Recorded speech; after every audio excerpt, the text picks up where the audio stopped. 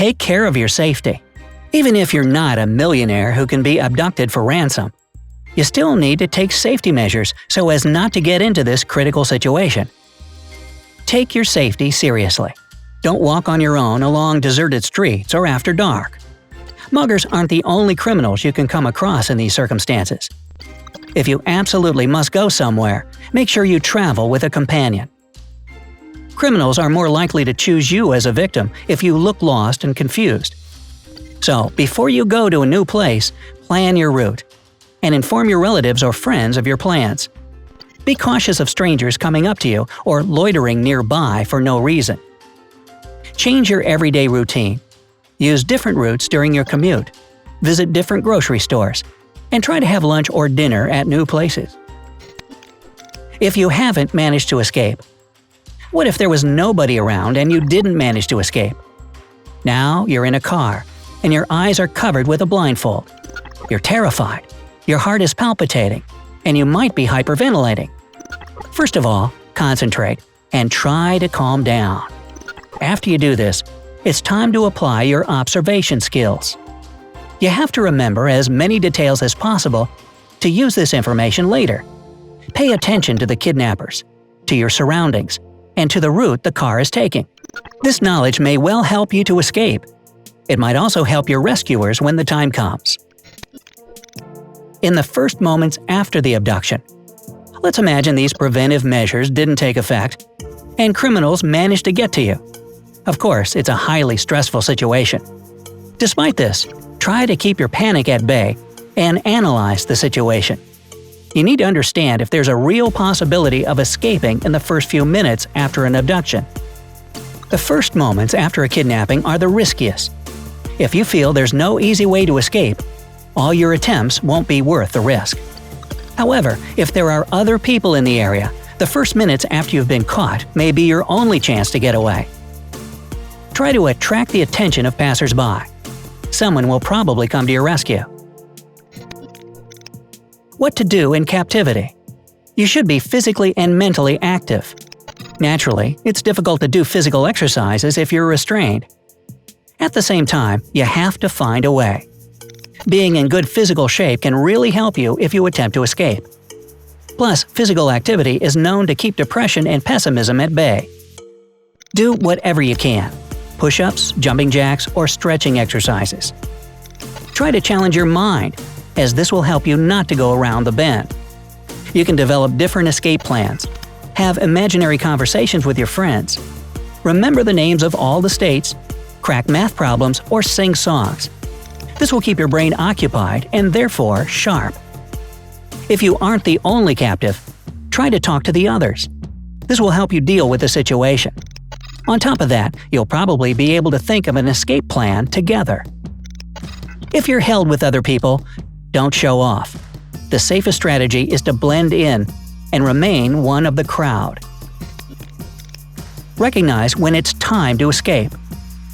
Your captors start to treat you more brutally. They stop feeding you. They quit wearing their masks around you. They look frightened or agitated. They release other captives, but not you. These are signs that indicate you're in danger. And then it's high time you implemented that escape plan you've been mulling over.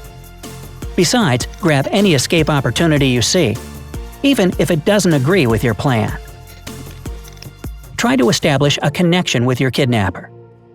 If you manage to establish a personal connection with the captor, it will be more difficult for them to harm you. Thus, do not get on the nerves of the kidnapper. Do not try to manipulate them. Do not beg, blow a fuse, or burst into tears. Instead, make your captor see you as a human being who deserves respect. It will be great if you manage to bond with the criminal. In this case, they will be unwilling to harm you. Therefore, if you understand that your kidnapper has some kind of paranoid psychosis, your best tactic is to look as non-threatening as possible.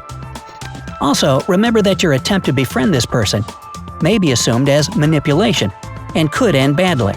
Even if you believe that the kidnapper is revolting and contemptible, don't announce your thoughts. Plus, avoid discussing any subject that may turn out to be sensitive to the captor. Prove yourself to be an attentive listener. Show that everything your kidnapper says is important. Be compassionate, but not patronizing. This way, you'll get two birds with one stone. First of all, the criminal will feel more relaxed and comfortable around you. Secondly, you can get vital information that may save your life later. For example, if your captor has children and you're a parent as well, this may help you create a strong bond. Your abductor might relate to you by imagining what would happen to their family if they were abducted. Try to keep your spirits high. You should remind yourself that most victims of kidnappers survive their ordeal. Staying positive will help you not to lose heart. And this is the first and main step toward freedom. Remain calm and don't threaten your captors. Be cooperative and don't show any signs of aggression. Think about your action plan. First and foremost, try to figure out why you've been kidnapped. This can influence the way you will communicate with your captors. If they want to get a ransom for you, they will most likely want you alive. Thus, trying to escape might not be worth the risk. At the same time, if the abductor is a political avenger or a person with a mania, you better think of a way to run away. Teach your kids the main safety rules. As you can see, it's possible to survive a kidnapping. But it's much better to avoid this situation altogether. Since the majority of kidnapped people are kids, one of the most important things you can teach your children is how to protect themselves and avoid dangerous situations. Tell your kids not to accept any gifts from strangers, even if it's something innocent and cute, like a kitty. They shouldn't follow a stranger, be it an adult or a child, anywhere. Neither should they go with adults or other kids who ask them for help. Explain to your little ones that an adult should never ask for a kid's assistance. Teach them that they shouldn't be ashamed to scream and run away if they feel threatened or if someone is dragging them to a car. It's also a good idea to make sure that your kid knows their name, address, and your phone number, as well as a local emergency number. Discuss with your child where they can go if they're in danger.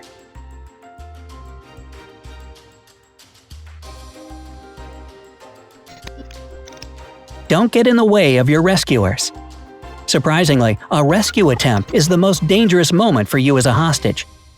Your kidnappers may get desperate and use you as a live shield to get away. On top of that, you may get caught in friendly fire. When you realize that the cavalry is near, hide from your kidnappers if you can. Cover your head, get under a bed or table, or hunch up in a bathtub. Stay still and avoid moving until your rescuers get inside.